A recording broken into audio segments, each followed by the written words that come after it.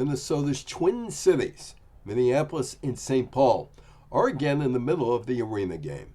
The ownership of the National Basketball Association's Minnesota Timberwolves franchise and the Women's National Basketball Association's Minnesota Lynx franchise is looking to build an arena in Minneapolis. Across the river in St. Paul, the owner of the National Hockey League's Minnesota Wild franchise, Craig Leopold, is looking for money to upgrade his present home arena or get a new venue entirely.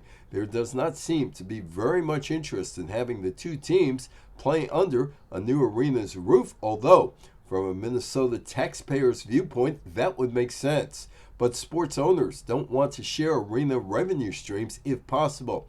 So the market has two arena issues.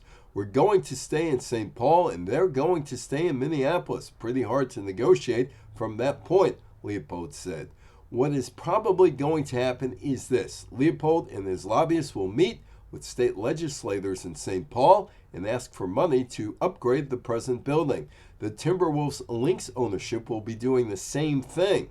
There is only so much public money to go around considering how much Minnesota lawmakers have spent on a baseball stadium, a football stadium in Minneapolis, along with a college football stadium. What does Leopold want?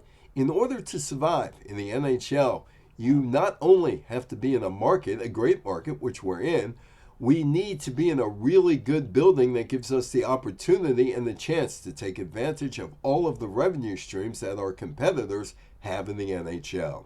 The Minnesota Arena game continues. I'm Evan Weiner.